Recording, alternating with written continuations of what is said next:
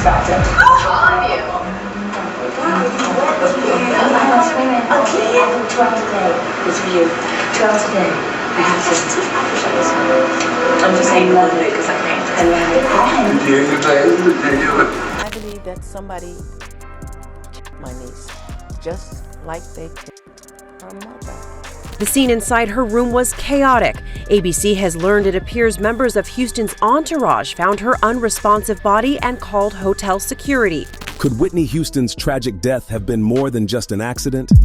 The world mourned the loss of one of the greatest vocalists of all time, but some believe the truth behind her untimely passing is darker than we've been told.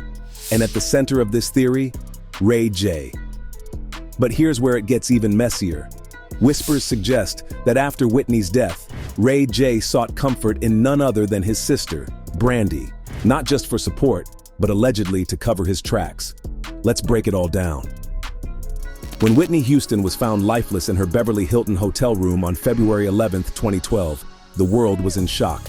While the official reports ruled her death as an accidental drowning exacerbated by heart disease and drug use, not everyone was convinced. Rumors swirled, pointing fingers at her inner circle, and one name that kept popping up was Ray J's. Ray J and Whitney had a complicated relationship. The two dated on and off between 2007 and 2009, and despite their 17-year age gap, they seemed close even in the weeks leading up to her death. But here's the thing. Some believe Ray J might have had a hand in Whitney's demise. The theory suggests he knew more than he let on, and that guilt drove him straight into the arms of his sister Brandy after the tragic news broke. I want to get a little rumor out of the way that I heard. You've been seen around town with Whitney Houston. Now, I know the rumors back in the day that y'all were hanging out. Well, what's the deal right now? We hang, you know, it's Grammy weekend and she's in town and we had dinner and, you know, she's such an icon to where it reaches the masses. But, you know, we had a good time, we had dinner, that's it. Just hours after Whitney's passing, Ray J was seen leaning on his sister Brandy for support. The timing? Suspicious to some. Brandy's birthday coincidentally fell on the same day as Whitney's death, making it a bittersweet occasion. Ray J attended Nayo's pre-Grammy midnight brunch with Brandy, but the mood was anything but celebratory. Ray J, dressed in a black hoodie and sunglasses, was visibly shaken. He sat quietly by Brandy's side as the party continued around them. Witnesses described him as somber and distraught, with Brandy doing her best to lift his spirits. When a birthday cake with sparklers arrived for Brandy, she cracked a small smile, but the moment was overshadowed by the heavy cloud of Whitney's death. Now, here's where things take a turn. Insiders claim that Ray J sought out Brandy not just for comfort, but because he needed help. Allegedly, he was overwhelmed with guilt and fear, knowing what he had done, or so the theory goes. By leaning on Brandy, some speculate he hoped she could use her influence and connections to help him avoid scrutiny.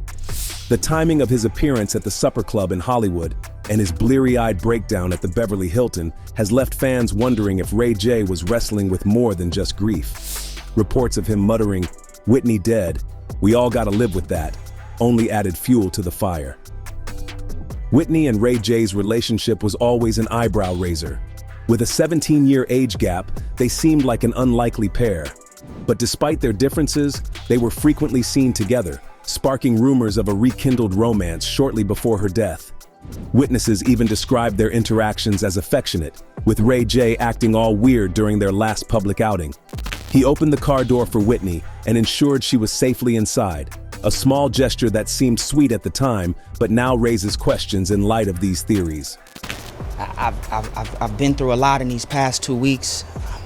I'm able to look at life in a whole different way. I always look at my phone because I got a picture of somebody that I really love, and it helps me through the day. One of the most chilling details to emerge was Ray J's mention of missed calls from Whitney. "We all gotta live with that," he reportedly told friends at the Beverly Hilton. Was this an innocent comment or a subtle admission of guilt? Some believe Ray J might have ignored calls from Whitney in her final moments, leaving her alone when she needed someone most. And let's not forget the cryptic silence from Ray J's entourage when reporters pressed them for comments. "Nothing right now," was all one of his companions could manage. As the theories about Ray J's involvement swirl, Brandy's role in the aftermath is under scrutiny. While she appeared to be the supportive older sister on the surface, some wonder if she knew more than she let on. Did Brandy help Ray J craft a narrative to protect him from the fallout? Or was she just as blindsided by Whitney's death as everyone else? Witnesses at the midnight brunch described Brandy as trying to keep the atmosphere light despite the tragedy. But behind closed doors, could she have been pulling strings to shield her brother? If you thought the whispers surrounding Ray J's involvement in Whitney Houston's death were wild, hold on, because it gets even messier. Shortly after authorities announced that Whitney's passing was caused by accidental drowning with cocaine found in her system, Leola Brown, Bobby Brown's sister, dropped a bombshell. She outright accused Ray J of supplying Whitney with drugs. But that's not all. Leola claimed she personally saw Ray J leaving Whitney's hotel room in a hurry on the night of her death. According to her, Ray J wasn't just a romantic partner, he was allegedly Whitney's runner boy, someone who enabled her access to substances. Now, whether you believe Leola or not, this accusation put an even bigger spotlight on Ray J, making it hard to ignore the controversy swirling around him. Well, Ray J didn't take these allegations lying down. His reps were quick to clap back, calling Leola's claims completely false and pointing out that she wasn't even at the Beverly Hilton Hotel on the day Whitney died. They also argued that Leola had been out of contact with Whitney for more than a year. But here's the kicker. While Ray J's camp denied he had anything to do with Whitney's substance use, the timing of his departure from her room, as Leola described, raised more questions than answers.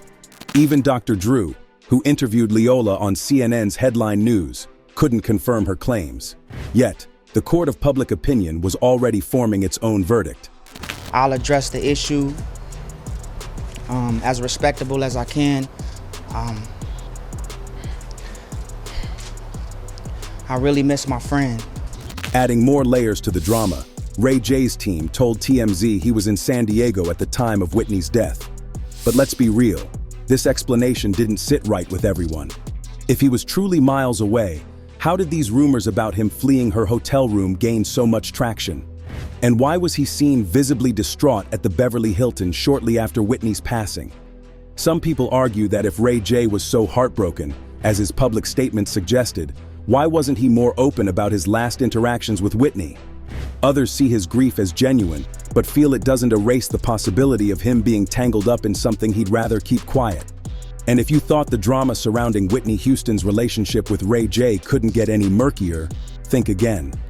Whitney's sister-in-law and manager, Patricia Houston, made it clear that she wasn't exactly a fan of Ray J being in Whitney's life. During an emotional interview with Oprah on Oprah's Next Chapter, Patricia hinted that Whitney was searching for love in all the wrong places.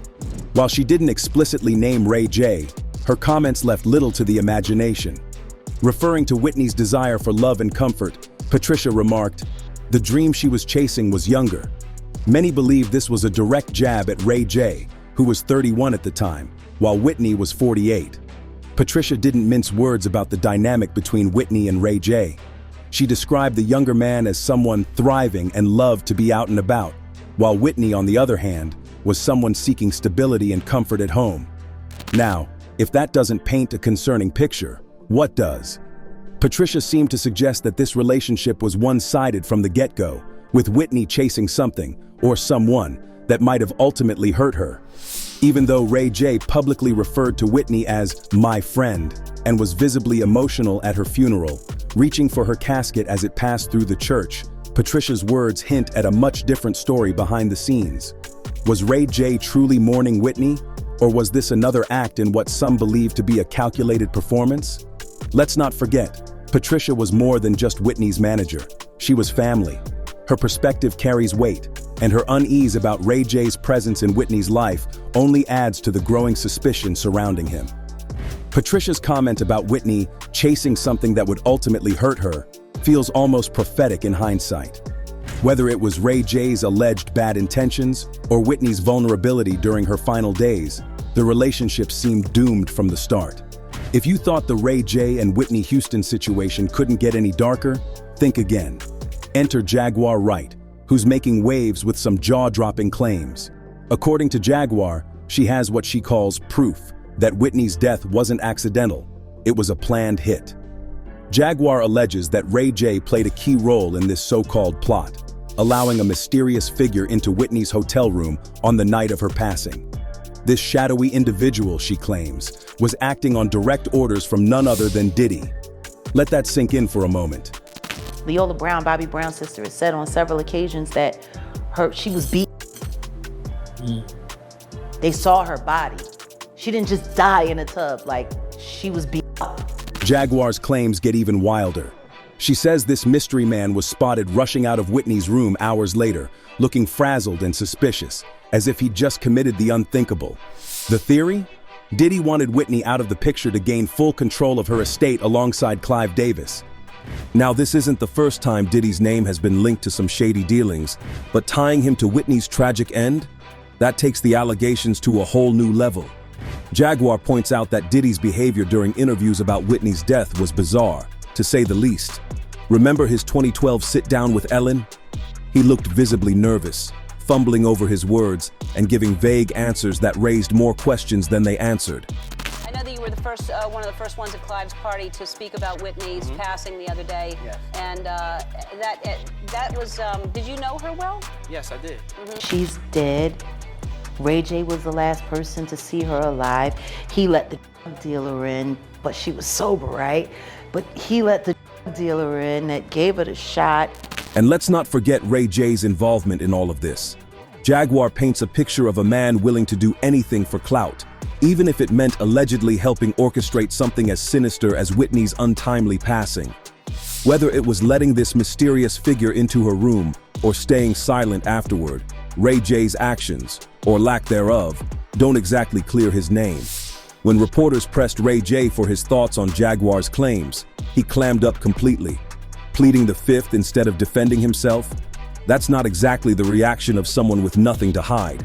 Anything with her name on it is strictly for the purposes of financial gain for those who have access to her estate, including Clive Davis. Including Clive Davis. Clive Davis. This ain't a film to celebrate Whitney Houston. This is a film to, pay the piper. The alleged connection between Diddy and Ray J only adds fuel to the fire. If Jaguar's accusations are true, it paints a chilling picture of power, greed, and betrayal. Diddy allegedly using Ray J as a pawn in this twisted game makes both of them look complicit in a tragic event that shocked the world. And let's not forget the timing. Whitney's death happened just before Clive Davis's annual pre-Grammy party, a high-profile event that Diddy and others in the industry would benefit from controlling. Could it be that Whitney was seen as a loose end? But let's be real for a second. Could Jaguar Wright have finally gone too far with these wild accusations? I mean, where on earth is she supposedly getting this mind-blowing evidence to back up her claims? It's one thing to throw around theories, but to straight up allege a premeditated hit?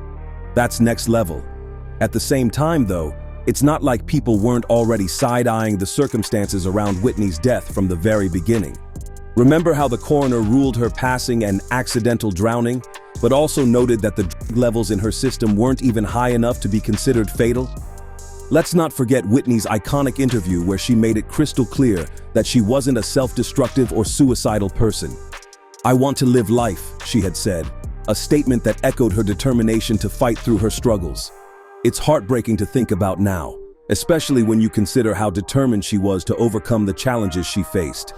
Jaguar might be out here connecting dots that don't seem to add up, but the lingering questions surrounding Whitney's passing make it hard to dismiss her claims entirely.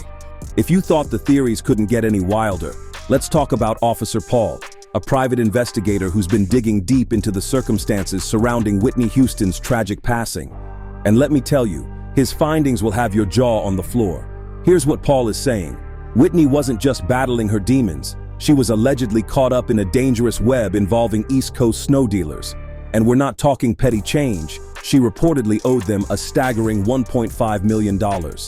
Paul claims he's uncovered video evidence that flips the official narrative on its head. According to him, Whitney wasn't just another overdose victim. He believes she was unalived in her Beverly Hilton hotel room on February 11th, 2012. Around 2:45 p.m., two shady figures were reportedly seen on security cameras heading to Whitney's room while her assistant was out. Alone and vulnerable, Whitney was left to face these men. Paul alleges these men came to collect what was owed, and when Whitney couldn't pay up, things turned violent. He paints a horrifying picture of a struggle, citing bruises, cuts, and scrapes found on Whitney's body. Evidence, he says, points to her fighting for her life. And here's where it gets even more disturbing. Whitney's bathwater was recorded at a scorching 93 degrees hours after her death. Paul insists there's no way anyone would willingly get into water that hot. Instead, he believes the men forced her into the tub and held her under. What's even scarier is that these men weren't strangers. Paul says they had been seen hanging around Whitney's entourage in the days leading up to her death, almost like they were biding their time. It's unsettling, to say the least, and raises questions about how well Whitney's inner circle was protecting her during her final days. Now, let's not ignore the fact that Whitney had substance struggles. Witnesses reported seeing her partying at the hotel pool at 3 a.m. the night before her death, allegedly receiving nose candy deliveries. But here's the thing, even if she was using, it doesn't explain the injuries on her arms, shoulders, face, and scalp. Paul likens the injuries to those you'd see after a physical altercation. But that's not all. Some fingers are pointing straight at Clive Davis, Whitney's mentor and one of the most influential figures in her career. Here's where it gets icy. Clive was footing the bill for Whitney's hotel stay, and the same night she died, he threw a massive party at the very same hotel. Whitney's lifeless body was still in the building while the party raged on. But hold up, y'all. It's not just fans or conspiracy theorists who found Clive Davis's actions downright wrong. Even music legend Chaka Khan called him out for throwing that party while Whitney's body was still upstairs in the hotel. Chaka made it clear she didn't feel it was right. She said they should have held a quiet tribute or prayer service and then let everyone go home. To her, keeping the party going felt flat out disrespectful, considering the tragedy that had just unfolded. And here's the thing, people like Ray J, who were supposed to be some of Whitney's closest companions, didn't step up to stop it either. They let it happen, and to a lot of folks, that's just as questionable. So what do y'all think? Did Ray J and Brandy play a much bigger role in Whitney's tragic passing than we've been led to believe? Was Whitney's downfall orchestrated by the very people who were supposed to have her back? And most importantly, how much of this was swept under the rug by those in power? Let's talk about it in the comments down below. I need to hear your thoughts because this story just keeps getting messier the more we dig.